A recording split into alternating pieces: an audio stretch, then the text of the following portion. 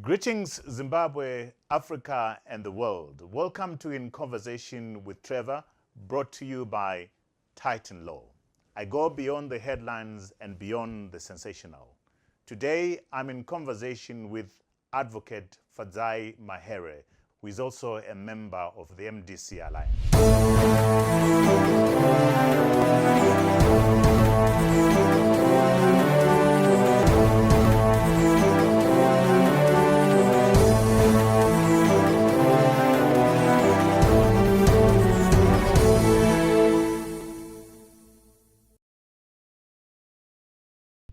Advocate Fadzayi Mahere, welcome to In Conversation with Trevor. We've been waiting for this opportunity. Delighted to have you on board. Thank you. Thank you, Trevor, and congratulations on a fantastic show.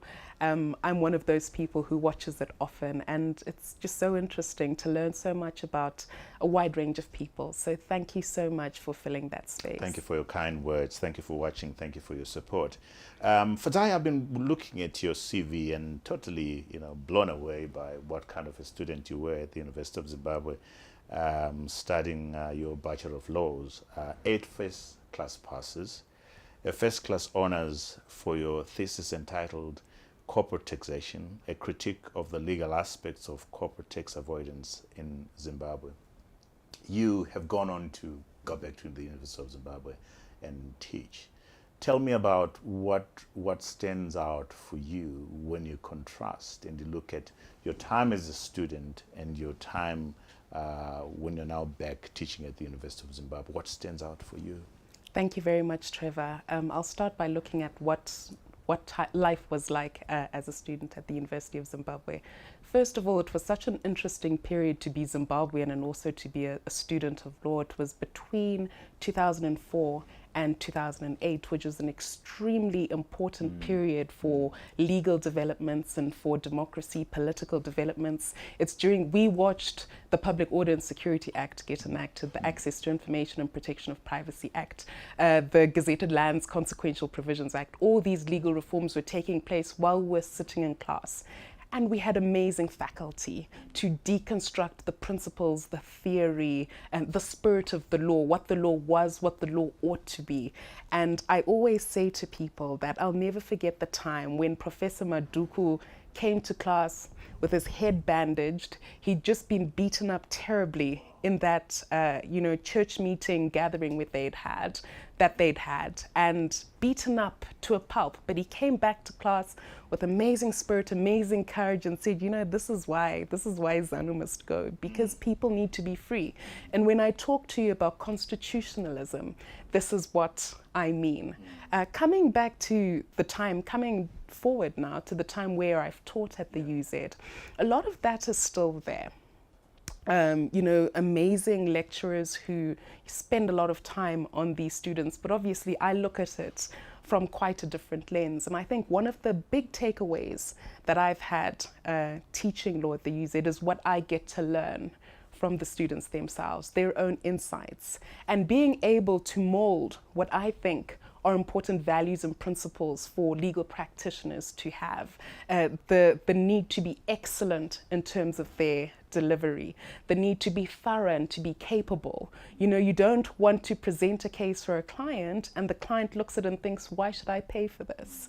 Or if you're doing a pro bono case, raising very interesting legal principles, I want them to have the acumen to be able to deal with it, because in Zimbabwe, developments happen so fast. You're not ever going to look into a banking law textbook and see bond notes. You're not going to open a property law Roman Dutch textbook and see land reform. So there really is a need for our lawyers, who I would say are the custodians of the development of the law, to really have the right ethos to guide them, and also have the competence to be able to ensure that the rule of law is never compromised, that we fight hard for justice, we fight hard for freedom, and we fight hard for fairness, and we serve our clients, we provide solutions. So it's some of those ideas that I found very important to share with my students, because the law changes every day.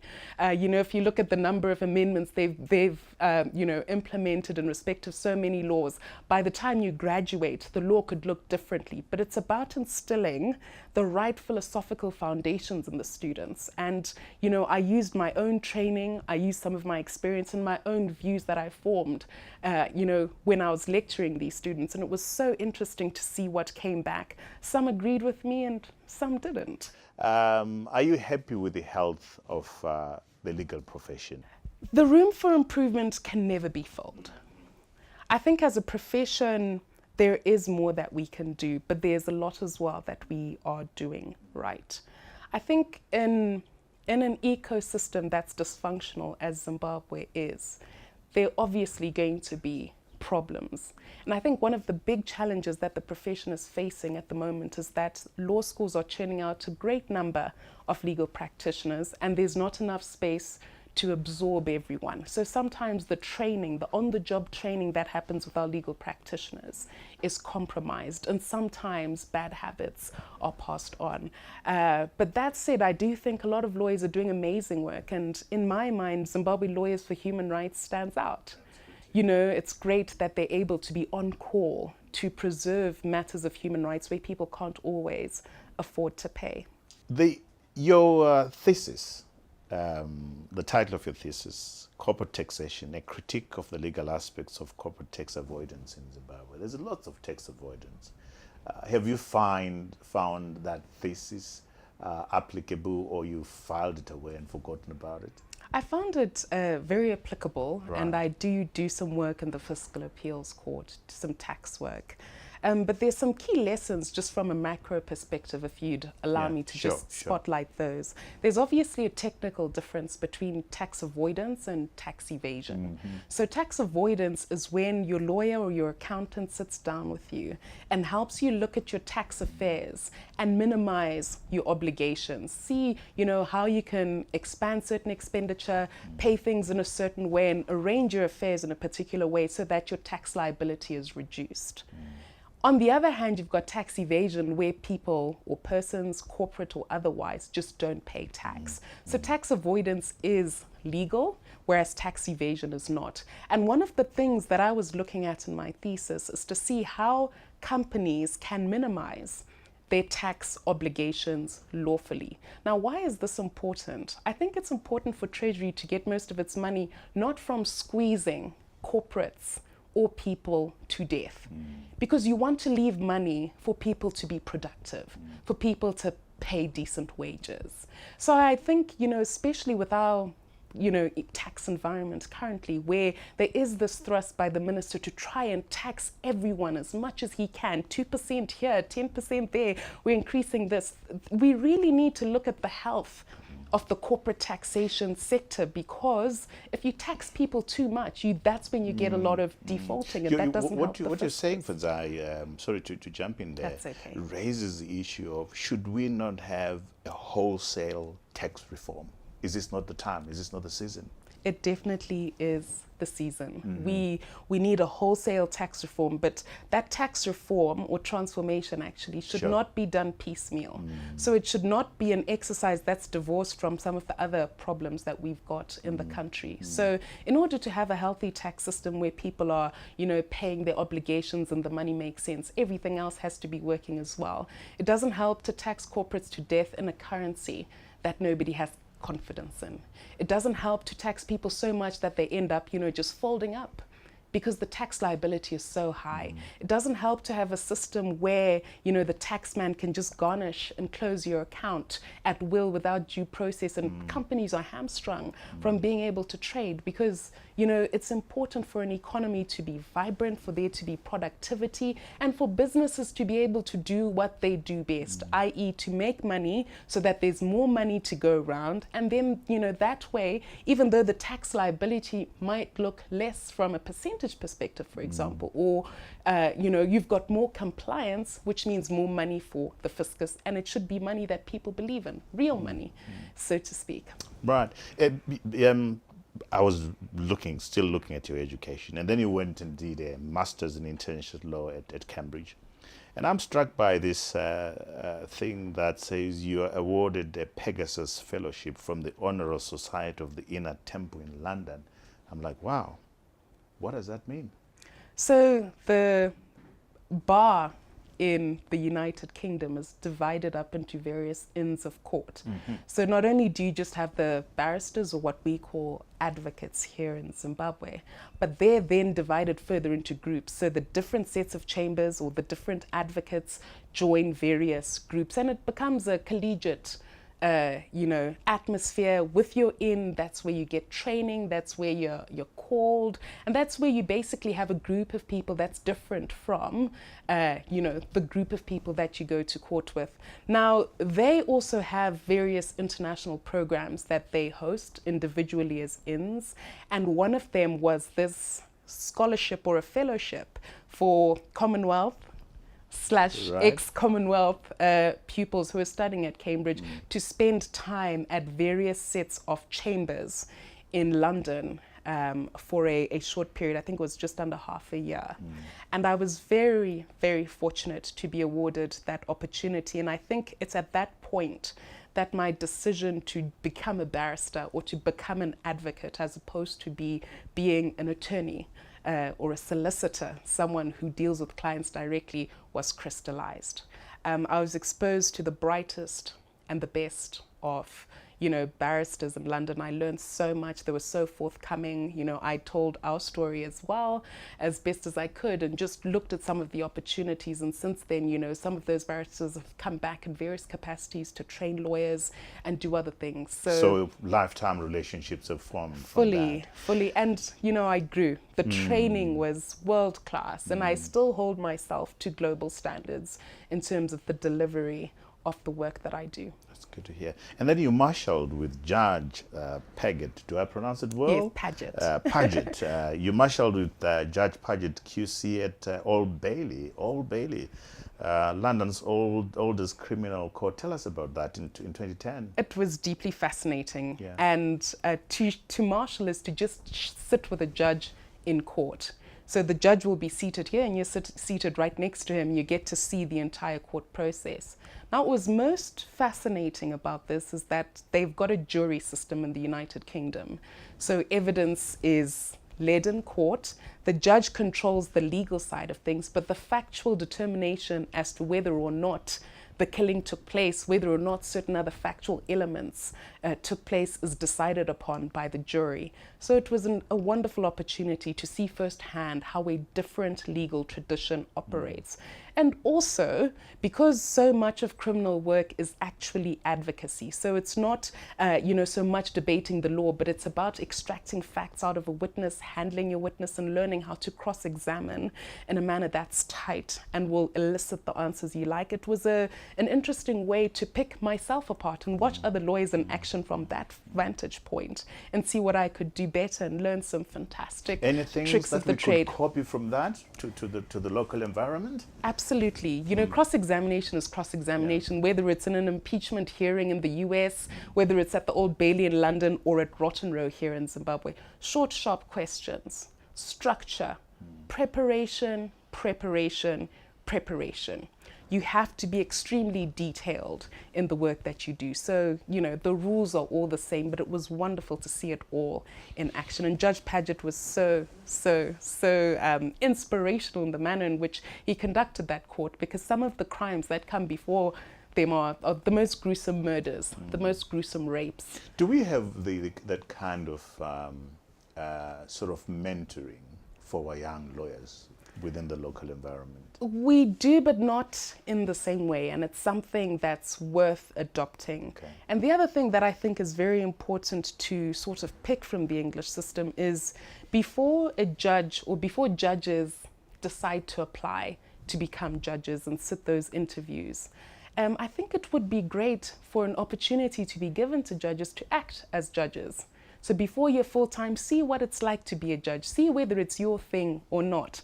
Because I can imagine, I don't know, that not every judge, enjoys what they do. And not every judge has the right expectations when they come in. So it's very new for everyone. So I think mentoring both young lawyers and also lawyers that are about to become judges, just so that there's continuity in the development of the law, is one of the things that we could definitely learn. Some lawyers do excellent work in terms of the training, the mentoring. It's not always there. We can be better, and that's a word for lawyers that are at the middle and senior end of the bar, to really take time when you've got an intern or a pupil or a young lawyer to just try and help them, because a lot of becoming good as a lawyer is received wisdom. You've got a great trainer. Passed on skills. Yes. And then you've done legal research at the United Nations International Criminal Tribunal for Rwanda, based in Arusha, Tanzania. Given the Rwanda genocide, what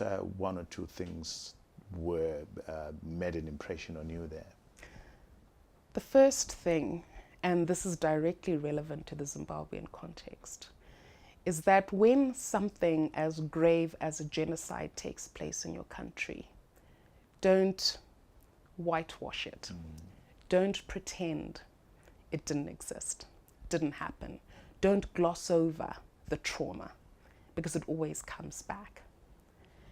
I think one of the key lessons to draw is that even though Gukurahundi happened in the early 80s, the trauma still lives amongst us. There's been no truth-telling, there's been no justice, there's been no accountability for the victims. Rwanda has done that extremely well. Not to say that all the issues are resolved, not at all, but they really are taking great strides to try and resolve that problem, because you don't want it to ever come back. And it does, because these sentiments fester amongst us. You don't want a whole ethnic group to feel left out and not included, because you cannot then take the country forward. As you're talking now, I'm having goosebumps, and I'll tell you why. I visited the Rwandan Museum, the memorial, memorial for genocide, and I can hear, as you're talking now, the screams of people that went in there and visited. So I completely identify with what you're saying. We need that. And you'll recall from the memorial. Yeah, we do need to mourn. We need to mourn, because if you remember, inside the memorial, there are all those dead bodies. They didn't tamper with the smell, just so that people always remember that this happened and it should never happen again. We haven't had that in Zimbabwe. Some people actually deny whether or not Gukurahundi took place. That's unacceptable from a transitional justice perspective, from an international law perspective, but even from a nation-building perspective. And these things, regardless of who then comes in, Trevor, will always come back. I remember seeing shoes, small shoes of little kids. And in Zimbabwe, there's one photograph that sticks with me all the time, of the little toddler who's grabbing his mother. She's dead. Imagine where that child is now, what sort of trauma they carry. Even if you look at the underdevelopment that happens in, I do education, Matabeleland, the schools there are the worst. When Mugabe died, a lot of people said, oh, we've got a fantastic education system. A lot of people further down south said, you know what, we never tasted the so-called good education system. So that really needs to be addressed. And one of the things that I found really poignant when I was at the ICTR was that there was a genuine attempt, and I underline genuine, attempt to sincerely, using an independent, impartial mechanism that's open to scrutiny, to try and bring those responsible to book. To say that this is unacceptable, you can't do this.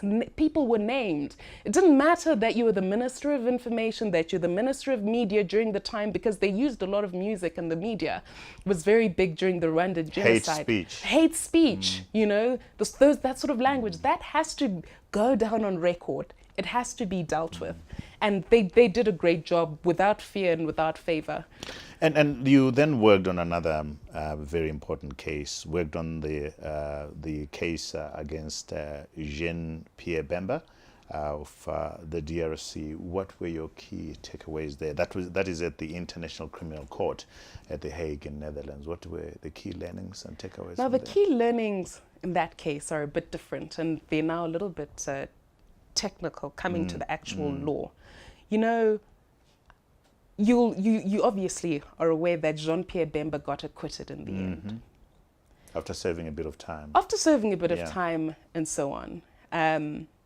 After having, obviously he was tried while in custody.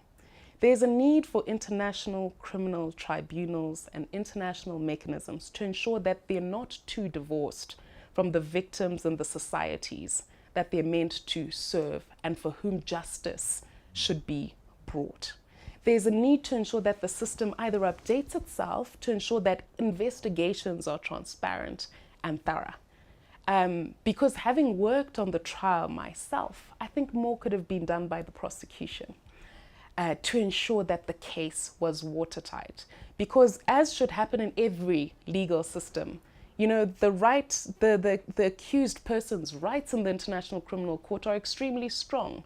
So you don't want your case to fall apart because of weak prosecution.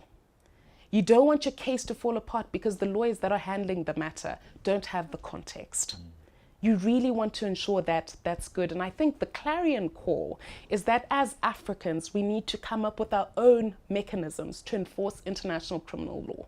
We must not outsource this responsibility, and those mechanisms must be sincere. We shouldn't, as the African Union or African Justice, the collective, create institutions which we know are doomed to fail, like happened with the SADC tribunal. You know, we should ensure we've got our own mechanisms. We can take, you know, control of the process and ensure that that justice is done for victims. So there's people that say, you know, Africans, let's do away with the ICC. But does Africa have the capacity and the willingness, the political willingness to create an institution that would hold former leaders to account? Now, I'm not a fan of removing the ICC with the way Africa is currently, because like you say, there's very little political will to deal with those who are accused of some of the worst offenses. And, you know, they're the ordinary criticisms that come up in SADC, that it's an old boys club, they just protect each other, so on. So we're not yet ready. Do we have the capacity? Absolutely, yes. We've got some of the finest lawyers in Africa. We've got some of the finest judges in Africa. And if they're allowed to operate independently, coming back to the rule of law and the importance of that as a value, if they're allowed to do their work, if prosecutors are allowed to do their work to investigate without any sort of impediment, the cases won't fall apart. But if we have what happened in Kenya, where the system is deliberately acting to forestall the prosecution to ensure that it doesn't work, if we then have that in Africa, then impunity will continue. So there's a need to introspect in Africa. There's a lot of conflict. There are a lot of human rights abuses that really meet the threshold of gravity for crimes that are tried before the International Criminal Court, but we do not have an answer to how do we deal with that. So of course, when they're trying al-Bashir, they'll say, but Africa is not doing anything. You know, the difference with, for example, those responsible for the Iraq war is that they'll say, from a complementarity perspective, our jurisdictions will deal with these people should the need be. They'll conduct their commissions, and there is some sort of attempt to do justice. So as Africa, we need to introspect our attitude towards international criminal justice on our soil has to become more sincere and more robust. And lastly, your journey then takes you to, again, within the ICC at The Hague, to work as a lawyer investigating the Kenyan situation, which is very relevant given to our history of post-election violence. What were your key takeaways and learnings from that, and applicability to our local situation? Now, I think that case has got, you know, so many mirrors, so much rhyming with the Zimbabwean one, where you've got widespread, systematic post-election violence, you know, widespread displacement of persons, lots of rapes and so on. I think, again, after that happened, even though the case before the International Criminal Court was not successful, having the case in that forum forced the Kenyans to the table in a very genuine way. They reformed their entire judiciary. They didn't just take the odd judge here, the odd judge there, and say, look, let's do some patchwork reform. They completely transformed the system. That's the new judiciary that then overturned an election. So I think the key learning is that we really need to come to a point where, given the trauma and the crises we've experienced as a country, we come to a national consensus about what should never be allowed to take place again. From a democratic perspective, violence. We cannot, after the trauma of 2008 that nobody speaks about again, after the trauma of Murambachina, after the trauma of Gukrahundi, I cannot for the life of me understand why it should ever be acceptable for army tanks to drive in our streets and to shoot citizens arbitrarily. It's that failure to resolve crises and conflicts and breaches of fundamental human rights that leads us to the continued same place. That's why our institutions are not transforming in the way that can achieve sincere nation building. Correct me if I'm wrong, the Kenyan situation, am I right that this whole pressure, this whole ICC pressure, actually resulted in a local solution? Yes. To a Kenyan problem? Fully. Which is what we don't have here. Yes, which is what we don't have here. And you know what's unfortunate, Trevor? It's almost like there is a need for things to escalate to a point where people are then forced to this crisis at the table. Why can't we just look at Zimbabwe today as it stands and say, look, this is not who we are. You know, 18-hour load shedding is not who we are. The failure to provide clean potable water is not who we are. Hyperinflation is not who we are. This lack of democratic freedoms is not who we are. This suffering, this, failure, closure of hospitals, honestly, in 2019, cannot be the Zimbabwe that we want. And we always tell ourselves we're so educated, we're so competent, we go around the world and we shine. And yet these very basic building block daily issues that people face are not resolved. Let's not wait until there's a war in Zimbabwe. What's wrong with us? To come to the table. What is wrong with us? Or am I blaming the victim? You're blaming the victim. What's wrong is right at the top, Trevor. Okay. It's right at the top with our leadership. These are people who claim, and I'm going to speak as a post-liberation young woman, after the war, born in 1985, where the promise of liberation and independence was so strong. What has become of that? They say they went to the war to liberate Zimbabwe. They have to ask themselves today, is this the liberation that they fought for? They fought for a united Zimbabwe, where black people, white people could all sit together, where black people do not suffer. They started with the right rhetoric, Gutsa Rujinji, yet people are now facing a crisis of starvation. It's the people at the top that are toxic. And unfortunately, it's just a few drops of poison that then pollute the entire ecosystem. They need to resolve, there has to be a national consensus. And what the people down below can do, what we the citizens, the opposition can do, is to really hold them to account. Speak out strongly, ask the right questions, speak and act. Are we holding them to account? A lot of work is being done. More can be done. I appreciate that. But I think if you just look at the 2018 election, people did vote. It's not as though people were apathetic. People were very clear about some of the demands that they wanted, the sort of politics that they wanted to see. And people speak themselves hoarse about the power crisis every day, saying, look, how is there corruption? A solar project is paid for by me as a taxpayer. It never comes to fruition and there's no accountability anywhere. It's just gaslighting and lies. We've got a fuel crisis. How do you not have fuel and petrol stations for 2 years non-stop and nobody in government is flinching? Unacceptable. We had hyperinflation just a decade ago. It should be seared in everybody's mind what happens where we introduce a Zim dollar without the fundamentals. And yet here we are. That's not the old go-go who's vending. That's not the teacher at fault. That's not the doctor at fault. That's not the young student who's trying to aspire for better. That is the people at the top. It's a failure of our leadership. And I have to say the government has failed. Let's not even beat about the bush. And sometimes people accuse us of dog whistling. No, there's no code. Quite directly, we have to say they have failed. I was going to ask you what made you join into politics, but I think you've just answered it. I can see the passion. I can see the lawyer in you, but still, having looked at your career, where you are right now, seeing this passion, you've just come in from the courtroom right now. What is it that eventually say to you, I need to get into politics? Now, I'll start from why I came back to Zimbabwe. So I remember it was in 2011 where I took on the Pegasus Fellowship, and I spent time in chambers in London, and eventually a fork in the road emerged, where I had a choice between staying in London, converting my degree, and continuing as a barrister in London, or coming back to Zimbabwe to be part of the legal system here. I remember thinking to myself, saying, you know, there's so much attraction here in London. Everything works. You know, you're surrounded by the brightest and the best. I can become the sharpest ever. But I also said to myself, you know, the ceiling is very clear. It's hard enough when you're not a local in a place where it's not home to live a life of impact and meaning. Yes, you'll make the money, but will you be able to actually make a difference to people's lives? And at the time, the Constitution was in the process of being made.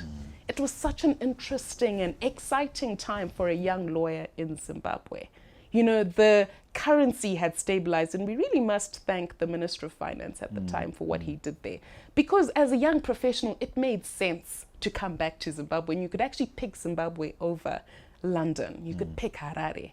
You know, so I came back because I wanted to make a difference and to be part of Zimbabwe, which I always say is a success story waiting to happen. Sometimes there are twists and turns and the chapters, some are too long. Sometimes, you know, the bad guy's winning for too long. But you know that Zimbabwe's got all the ingredients for success. We're not like other post-conflict African societies. Everything we need to succeed is actually here. So I decided to come to Zimbabwe, and everything was going well for a while. At least we were on a path during the GNU. You know, there was a little bit of stability of the currency. In fact, there was stability of the currency, even though there was still work being done on the macroeconomic fundamentals.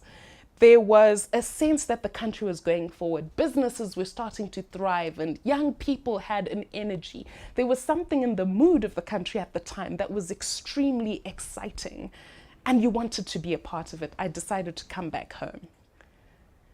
Then 2016 happened, the introduction of bond notes.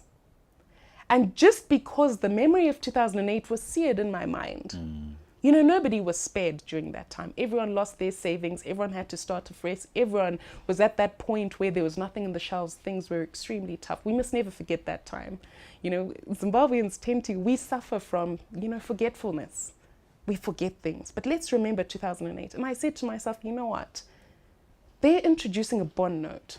They're calling it an export incentive. Problem number one, it's not provided for at law. Now, the minute something is illegal, you've got a problem because the law exists for a reason. Second of all, they want to introduce a Zimbabwe dollar. What is it backed by? And then they pretended for a little bit that, you know, it was backed by an export incentive. But we asked to see the details of the facility from a Frexin bank. They were not publicly available as would be expected. Dealing with something as fundamental as the monetary system, you can't just do that behind closed doors. There has to be transparency, and the public needs to be, you know, given notice and an opportunity to really make representations. None of that took place. I saw that we had a problem. And I kept quiet, and I remember saying to a few lawyers, look, guys, this is not legal. You flip through your Banking Act, your Bills of Exchange Act, all your legislation. There's no legal support for it.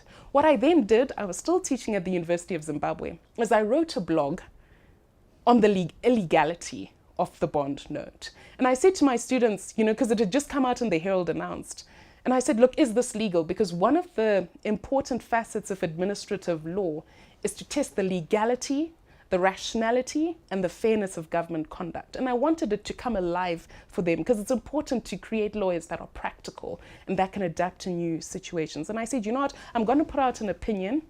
Let's debate it tomorrow. Feel free to disagree. If there's an act of parliament that I've left out, by all means, go into it and we'll discuss it. They read my opinion. They're like, oh, ma'am, yeah, no answer. And I was like, oh, okay, maybe it's just students, you know, not reading into things, and we keep debating it. Next thing, newspapers picked up the blog and reproduced it, and a whole conversation began. And I was privileged, this coincided again with this flag. The need for citizens to act. Don't outsource your obligation to hold the government to account to anybody. Not to me, not to Pastor Ivan, not to Chamisa. You as an individual really have to always monitor your councillor, your MP, your presidium. And from nowhere, I had no formal authority whatsoever, started saying, you know what, this is illegal. This is illegal and it cannot continue. We know what's going to happen. It's going to lead to hyperinflation. This is going to collapse. And I remember Mangujke at the time came up with all sorts of, he got his churches, he did his business breakfasts, but he really could not answer the question on the legality, let alone the other questions as well. And then, I started getting involved with this flag. I was like, you know what? And Pastor Yvonne, I really must, very publicly thank him, because I'm not a typical politician in this space. It wasn't typical for someone like me, at least at the time that I entered. In 2000, maybe things were different, but young people were just not involved in politics at all before Yvonne came in. And there was this awakening and this real push to hold the government to account. Where the success lay is the fact that the government, having made the announcement in May and wanting to introduce bond notes then, had to delay in October because they had this very big question to answer. And I think 3 years down, thanks to your pioneering work, we are vindicated. Well, there were lots of people who were involved, a lot of people who protested. I have a whole team that sat in a park and were arrested just for saying that bond notes would do exactly what they've done and that everything was a lie. A lot of people stood up. And again, the indictment lies with the people at the top, because you cannot blame the people on the question of the bond notes. People spoke out, people asked, people acted, people protested, people took to the street. As a leader, what do you want people to do? You want people to die in their masses so that you remain with the country alone? You really have to introspect, because leadership is about the people. Politics is about the people. And the minute you take the people out, you remain with a hollow shell. Then you got involved, like you said, with this flag. So that was your baptism of fire. Yes, my rite into of politics, your rite of passage. And you then decided that you would be an independent candidate. And the question I have for you is, you clearly had looked left, right, and center and decided what went through your mind. So when I was involved with this flag with a whole team of very amazing people, one thing we noticed is that it's one thing to speak as a citizen. We can all write very long articles, we can all tweet, we can all write on Facebook about what's wrong. But if the people who are then empowered at law to make the decisions about our lives are not listening, if they're not competent, if they're not using the power they have, then we really are saddled with a very big problem. And we, as activists, became very critical of the political system and said, they're not talking to us, they're not engaging, they're not finding solutions. Our daily issues, it's always about partisan politics, but they're never dealing with our daily issues. And I come back to that. The daily issue that the Zimbabwean faces, whether it's hospitals, whether it's failure to put food on the table, failure to take kids to school, soaring prices, lack of fuel, lack of zest, that's what politics should be about. Issue-driven, issue-based, issue-based politics. You must solve those problems before you send people to space, before you set up a space satellite. And I remember saying, and we had this flag Thursday, which was an online television show where we would sit people down, and we had a wide range of people, politicians from both sides, ministers from both sides, and we'd ask them questions. We were shocked at the caliber of the people who were in charge. We could not for the life of us, just think that, look, these are the people running things. Just the lack of competence, the lack of concern, the lack of, solution building, the lack of just even care. How does a crisis get to a point where, there are no water treatment chemicals in the country? You've got no ZESA, and it's business as usual. They sit in cabinet and they deliberate. You're like, what are you deliberating about? This country is broken, it's dysfunctional. And so we said to ourselves, you know what? The problem is actually the politics. The issues everyone can see and the citizens are doing the most, but the problem is our broken political system. Now, we were extremely naive and jaded in a good way. We came into politics with an open canvas. And I remember us, after doing this flag for a while and realizing that, people will always ask, so what now and what's the solution? We said, you know what? Let's run for political office. And let's run such a clean campaign that everyone will be like, yes, we do have faith in politics. Because the answer we consistently got when we were doing this flag was politics doesn't work. Politics is broken. Elections don't work. We said, you know what, if we run a campaign that can energize the young, that can inspire hope and a thirst for change, if we can be all the things, maybe we're demanding too much. Maybe they think we're asking for too much when we ask for hope, accountability, and development. Why don't we, start to activate people and say, look, if you can be the change you wish to see in the political system, you'll come some way in achieving the solution. And so the Yellow campaign was born. What a fantastic campaign. Thank you. Perhaps one of the best political campaigns I've seen in a long time. What were the main lessons from that campaign for you? That's a great question. You didn't win the elections, but what were the main lessons for you? I think, and I have to first say thank you to the team that supported me. I have to say thank you to every person who put in money, every person who supported us in kind, every single person who voted for us. I don't regret that year. And, I got in thinking I'd change things, but I came out changed myself. And the key lesson, Trevor, because having conducted a long outreach before issuing out our manifesto, we'd gone to the people and said, what do you want to see in politics? And they told us all the things, the swimming pools, the libraries, the engaged politics councils. You want people to hold, held to account. You want a strong parliamentarian who comes back, who champions development, but who also talks about the law. We answered all your questions, and we actually went to people and said, look, every single promise we made, we answered. Why then? Why would you not back this horse? And they said, Fadzayi, everything was great. But what we really wanted was someone who could be part of a team that could answer the national question. So we didn't want someone who was just doing some local level work. We wanted to be part of a team because you know what? Our daily issues, our daily struggles are national. It's the decisions right at the top that are wrong, and we need a whole team. We need you to collaborate. We need you to come together with the others. Uncomfortable as that might be for all sorts of reasons, but we need you to join with everyone else and then lend your voice from there so that we're backing one horse. They said they wanted to see in our body politic a strong, united opposition. And the lesson that we got from the people is precisely the lesson we took from our campaign. You say Fadzayi, as uncomfortable as that might be, to join the others. What does that mean? That means that if I'm in charge of a campaign, I've got all sorts of license to do everything that I want. If you're running a campaign in Mount Pleasant, it's so much easier than having to, go to every single demographic and answer the questions that people have, to collaborate, to bring together different people with different skills.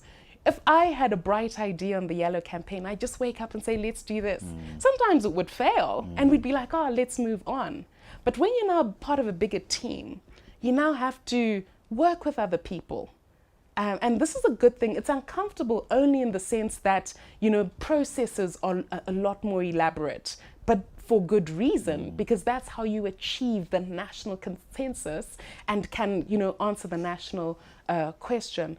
Also, I have to say that, at the time that we decided to run, it wasn't as easy to just join, for example, the opposition. I was never going to join ZANU-PF, Trevor. I'm not ZANU-PF. I've never been ZANU-PF. And I believe the model is completely wrong. They're not the party that can take us into the future. So the only place that I could sort of fit was going to be the MDC, but there was no space. Sort of fit because they had very tight rules around who could run as MP. Okay. They had their primary elections, and justifiably so. You don't just waltz into a political party without following the processes. And remember, we were midstream with the campaign, So the day we decided we're going to run, within a month, we'd set everything up. But if you're going to join a big political party, you have to respect what they've built over 20 years. You can't just launch and say, I've got a big, bright idea. I'm bright and shiny. Move over. You have to respect what's there already. And we did try and write to the alliance, the MDC alliance, and say, look, can we work together? And justifiably so. They didn't come back to us. And I now understand it's because their rules simply did not allow for that. It would set a dangerous precedent. But what I knew then was that we needed to align ourselves with people who were opposed to the current system that's broken the country over decades. And, you know, we said to ourselves, look, the worst that can happen is that we don't win. And if we don't win, we will learn. And learn we did. And we also learned the importance of going to talk to the people. Getting a strong sense of what people's needs are. You know, bringing communities together to drive change. You know, divorcing ourselves sometimes from the technical stuff that's talked about in the newspapers and really coming down to people. Where they are, grassroots level, and hearing. And you know, there's nothing as fulfilling as people believing in an idea that you set up. And then November 2017 yes. happened. There's a lot of excitement. Yes. People went onto the streets, took selfies with soldiers. You participated in that. Yes, I did. Do you regret it? So people took to the streets for different reasons. Let's start there. When I took to the street, it was because I was sick and tired of Robert Mugabe, who had been the symbol of my and the entire country suffering for so long. So the minute people said there is a protest to complain against Robert Mugabe, I was there. And I don't regret that. And there was a changed mood in the country at that time. I don't think there's any escaping that. We went out to march to say, look, we want a different Zimbabwe. We want the symbol of our oppression. We want Robert Mugabe to fall. Those were the clear messages that were sent out. And, you know, the sense that I certainly had was that everything around us was propping Robert Mugabe up. You know, remember in 2008 when SADC came into the country after the post-election violence? Thabo Mbeki himself flew in. After people's hands have been chopped off, after there's widespread and systematic violence everywhere, he said there is no crisis in Zimbabwe. That's a slap in the face from the region. You know, so, you know, you almost felt like you're alone as Zimbabweans. This flag flares up and the region doesn't even know. People don't see that, look, people are desperate for change.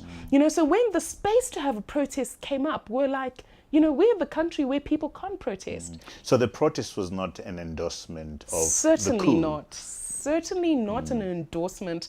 Firstly, of Emerson Mnangagwa. I've never endorsed him. I've never believed in him. I didn't think he'd fail so spectacularly as soon as he did, but I never endorsed because, like I said, ZANU-PF is rotten to the core. The model can never take us into the future. And I think the mistake that we made as citizens is twofold. The first being that we thought that if the symbol of our oppression, Robert Mugabe, fell, then that would be the end of our problems. We underestimated just how large the system that's been created over time and perfected by ZANU-PF was. The second mistake is we should have, and this is a regret, and this, you know, I strongly regret, we allowed there to be infractions of the Constitution. Right. Because of the sense of populism, the sense of falling, we were like, by any means, he must fall. The excitement, the euphoria. And I think that's a cautionary tale to me, to everyone. Never abandon the Constitution. To the extent that we abandoned the Constitution during that time, we made a huge mistake. But going out onto the street to exercise what is my democratic right to protest Mugabe, that I don't. You don't regret. I don't regret that at all. And sorry. Yeah, no, absolutely. Let's move on now to, you then decide that you're going to join MDC, having campaigned as an independent. Take us through your mind. What led you to make that decision? Thank you. I think the first thing is election night. I had a fantastic team of people who came in to help us as election agents, and we had every single V11 for every single polling station in our constituency. And I'll never forget... In Mount Pleasant. In Mount Pleasant, yes. Everyone who was walking in through the door, and we were waiting from about 11 p.m. to about, 6 in the morning when the last polling agent from our team came in. I'll never forget the looks on their faces. Their shoulders were down, they'd come in, I've come in from Vainona. I've come in from Northwood, And I remember I had one team member called Sean, and he was doing the Excel spreadsheet of the results. And he's like, Fadzayi, don't worry, this is like midnight now. Maybe we'll get a windfall at the barracks. And in your head, that it's not going to happen. So by about 12 o'clock, 1 o'clock, 2 o'clock, I knew we weren't going to win. And the sense of disappointment amongst a team that had given everything for a year was overwhelming for me as a leader. I said to myself, gosh, I failed these guys. I had the perfect team and we didn't succeed, because I'll be honest, losing sucks. And social change is about first taking power and then using that power to drive change. So you can have all the ideas in the world and all the goodwill. If you don't take power legitimately, then you're not going anywhere. So after that, I remember sitting down with the team and saying, look, we're not going to have a meeting for a month. Let's think about it, let's rest, let's go and talk to people, and then we'll come back after a month. And after the month, we came back and we said, you know, we need to continue with our community projects. Mukando, for example, is still going strong in the constituency. But are we going to run again, and what shape are we going to take? And we parked that decision. We're like, you know what? As always happens, things will become clearer. And then a few conversations happened between Nelson Chamisa and myself. And, you know, it wasn't like an overnight decision. You know, he came and I said yes. We had to set out clear parameters both ways about how we would work together. And I think the core thing that we agreed on was that without a strong, united opposition, we cannot take the country forward. We cannot fight this monster called ZANU-PF. So we sat down, we talked, we threshed out, you know, I set out some conditions, I think the party set out theirs, and we said, look, let's work together. At the end of the day, what's in our hearts as Zimbabwe, that's what we want to fight for, you know. We don't have to do that on different ends. We're singing from the same hymn sheet. Let's fight together. And then, you know, I joined the party and I was appointed as the Education, Sport and Culture Have you been Secretary. fully accepted as somebody coming from the outside? Fully embraced? I feel very happy. And the first thing I want to point out is to say, you know, I am learning so much. You know, you run one election campaign and you think you know things. You don't, you know. The MDC doesn't do everything right, and I think even the party has accepted that we're on a growth path right now. But there are some things that they do extremely, extremely well, and I'm privileged, such as being able to mobilize the grassroots, such as being able to, you know, speak to people right at the bottom, hear what their concerns are, and bring them together. When people come to rallies and meetings at the MDC, it's not because they want a T-shirt or a bag of maize. They believe in the cause, and getting people right from the bottom to believe in that way. Obviously, we have to be responsible now about how we channel that, especially in the environment that we have that's so dangerous. But, you know, that's a key lesson. The second key thing is that there is a strong desire to create a new Zimbabwe, and there is space to take on new ideas. The fact that I could be taken on is testimony to the fact that they're allowing new people in. You know, I had an issue with the way they treated women during the campaign, but the fact that a woman can come in, and I haven't had problems so far, and when they arise, I'll be the first to speak about it, because, you know, principle and values matter.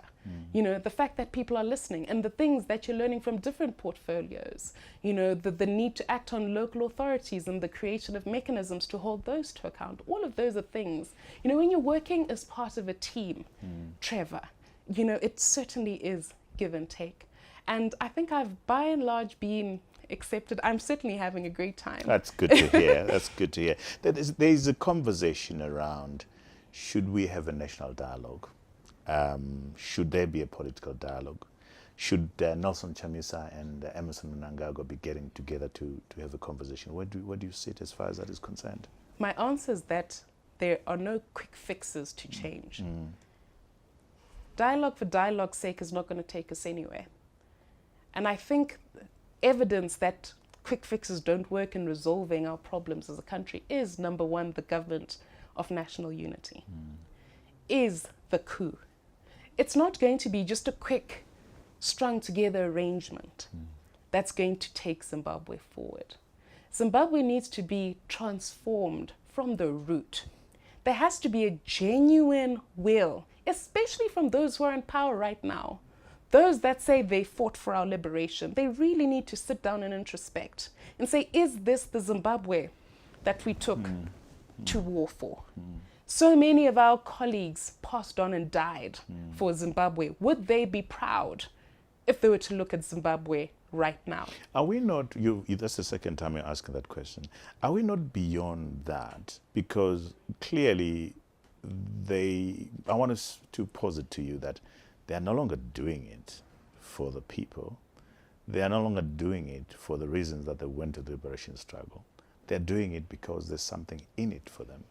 And what you are, the important question that you're asking is a question that says to them, reform yourself out of power. That's not going to happen. Well, I'll say 3 things, Trevor. The first is that, of course, it's still relevant because it's those people who fought the war who continue to hold the country hostage. They say that if you didn't fight the war, you cannot rule Zimbabwe. You're just a kid if you're 40 years old, even though, we see that even a 34-year-old woman is running Finland.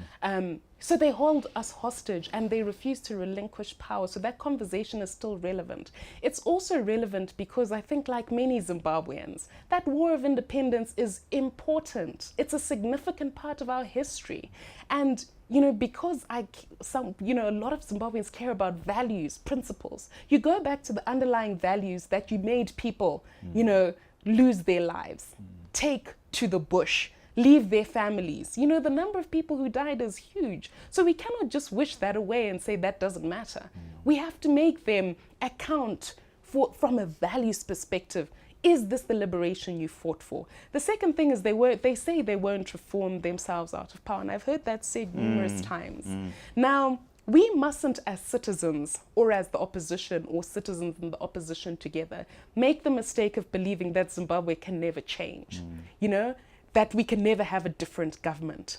It may take time, change is slow and sluggish, but it will come. Ian Smith said, never in 1,000 years will there be black majority rule. Here we are.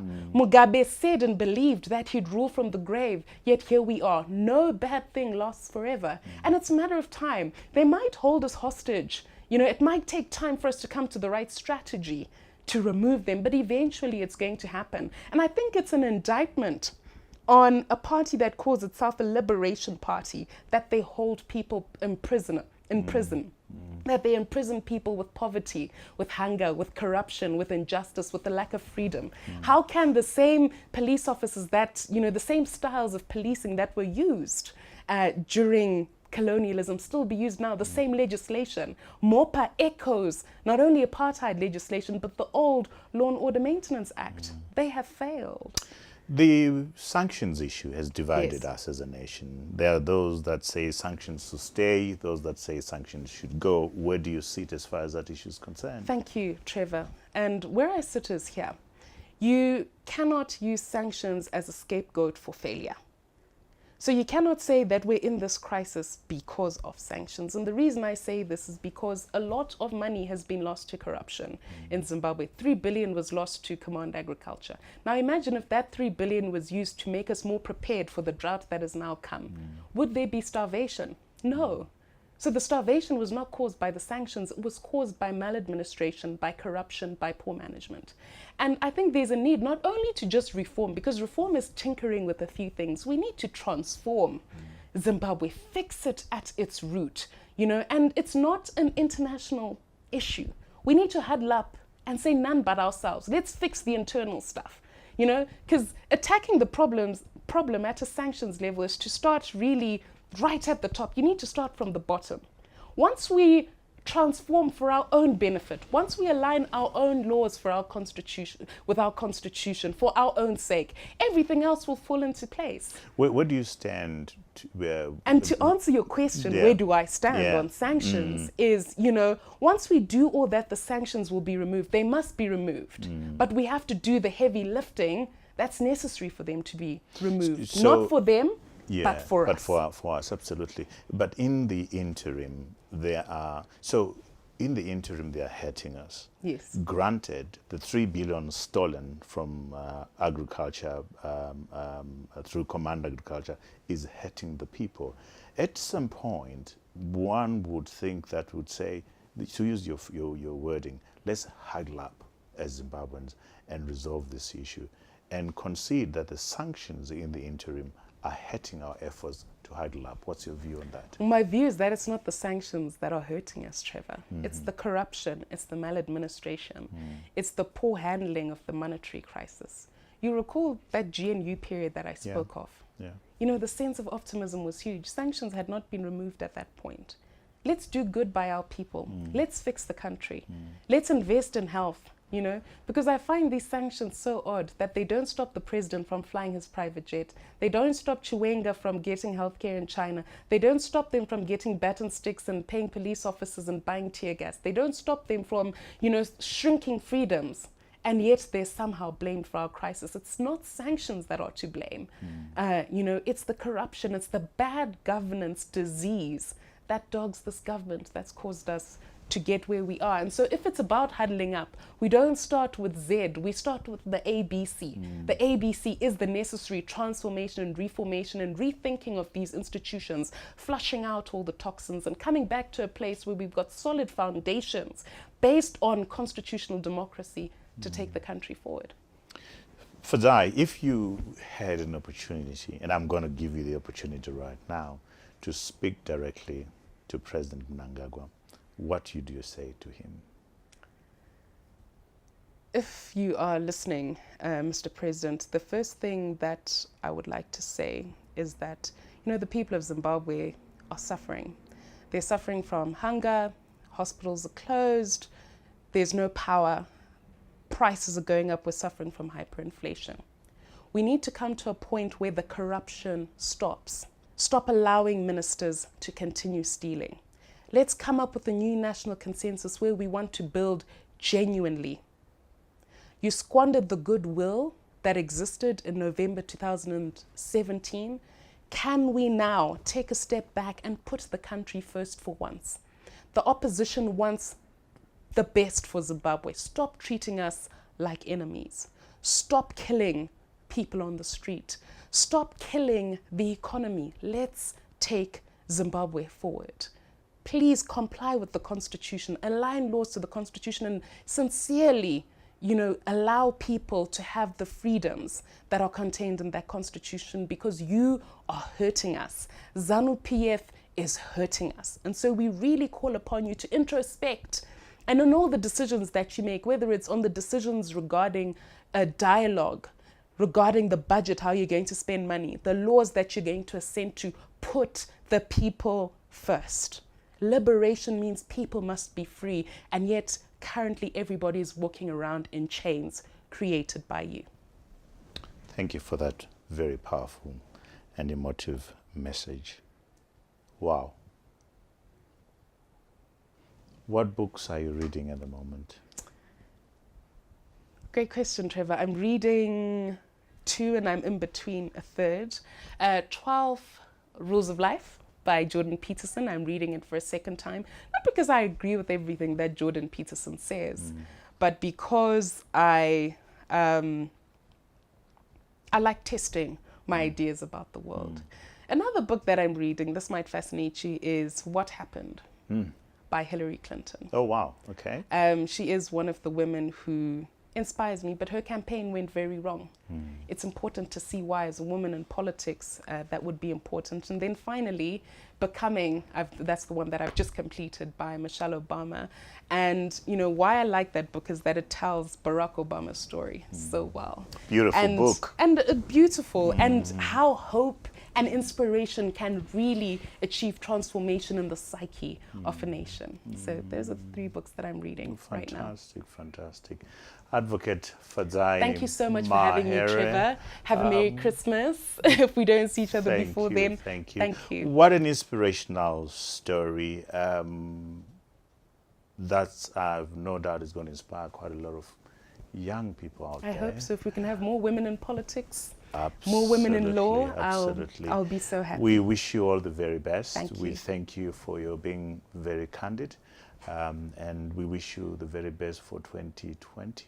Thank you. Now let me turn to our viewers out in the diaspora, on the continent and in Zimbabwe. We hope you enjoyed that conversation. There's lots more where this came from, And we invite you to go to our YouTube channel, press onto the subscribe button so that you get an alert every time we have a show. Remember, In Conversation with Trevor is a weekly show. You don't want to miss out. So until next time, see you. Cheers.